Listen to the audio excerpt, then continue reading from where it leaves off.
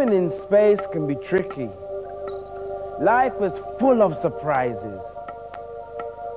You never know where things are coming from or where they are going.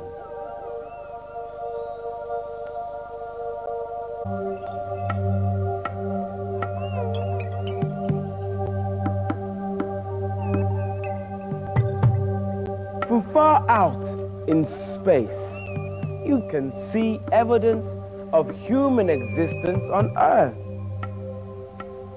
by day and by night. As far as we know, this is the only place where life exists. For thousands of years, people have known that the important things on Earth, food and warmth, come from the sun. So an eclipse of the sun, when the sun seems to disappear from the sky, was a very important event. And in one story, the people said, "Oh, brother sun, we love his touch, so good and warm and golden." But the moon, they said, "Oh, she is so silvery. She has a cold embrace." And the moon was jealous of the sun. So she crossed the sky to where the sun was and took the power from the sun. But she did not have the strength to fight the sun for long, and she had to move away. And the sun shone once more in the sky. Thousands of years ago, people like the Babylonians began to understand the workings of the sun, the earth, and the moon. The moon orbits the earth round and round every 4 weeks. It's no problem. But the orbit of the moon changes sometimes. A bit higher, sometimes a bit lower. And sometimes its orbit can take it exactly in line between the sun and the earth. Like this. The moon is much smaller than the sun, but it is much closer to the earth.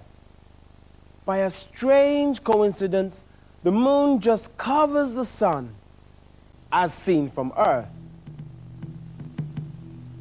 The moon is in the sky, but it is invisible as we look directly towards the sun.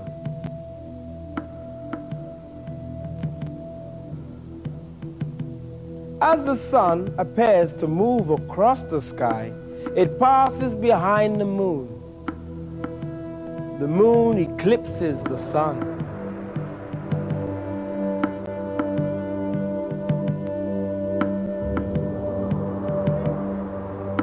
The moon has no light of its own. It needs the sun to make it shine. And sometimes, when the moon is on the other side of the earth, it passes into the shadow of the earth. The light from the sun is cut out.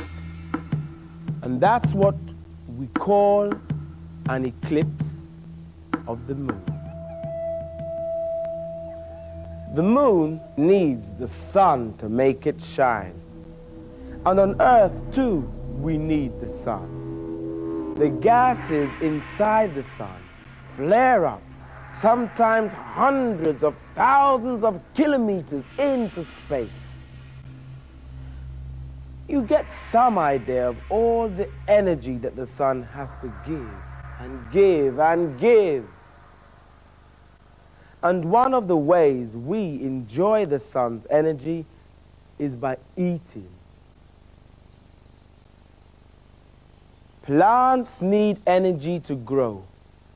Their leaves are like little factories collecting the energy from the sun.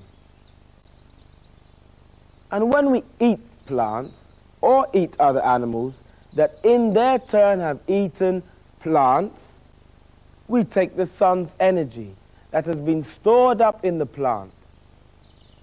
As we have seen, that energy from the sun is more concentrated near the equator. As long as they've got enough water, plants grow best where there is most energy, most light and warmth. In the Arctic, in the middle of winter, there's no energy coming from the sun, so nothing grows. And for us in Britain too, the amount of energy we receive depends on the time of year. If we hitch another ride on our Vulcan space cruiser, we can see how things change down on Earth from season to season. One small hatchway lets through a sample of the sun's heat and light. In December, it's our winter. The north of the Earth is tilted away from the sun. It means we get short days and the sun's heat is spread out. Not much grows. The months pass. We move into spring. Now the same amount of heat from the sun covers a smaller area. The heat is more concentrated and the land is warmer. Plants begin to grow and the earth moves round once more.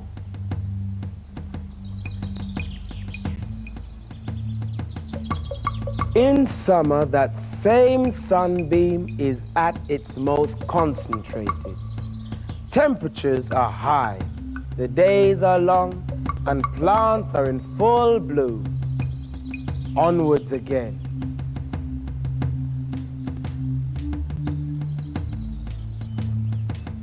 By autumn, the days are shortening.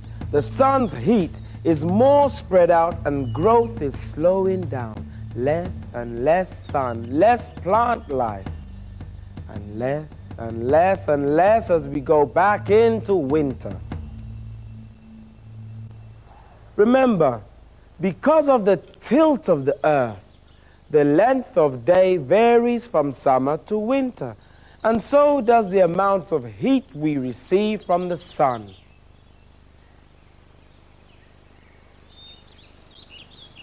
Plant life is vital for human life. These leaves, these little factories are taking their energy from the sun.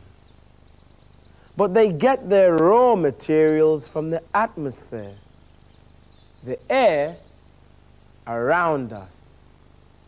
Plants take in a gas called carbon dioxide from the atmosphere.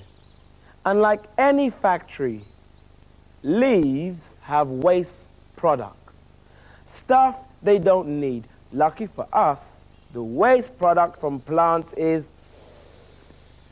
oxygen. Every day, plants, large and small, make the oxygen that we need to stay alive. So from the sun through to plants, we get the air we breathe. But many of us on earth have come to expect many more things than just air, food, and water.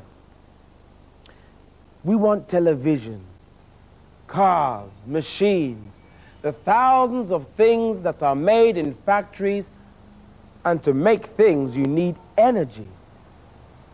And most of the energy humans use comes from the sun. But it's energy that arrived on Earth a long time ago. Millions of years ago, the sun's energy gave life to billions of creatures and plants. And when they died, their remains turned into coal and oil and gas. Now we burn the coal and oil and gas and release the energy that has lain deep in the rocks for millions of years. What took ages to create, we are using up in just a couple of 100 years. And once you've used them up, they're gone. But there's worse news.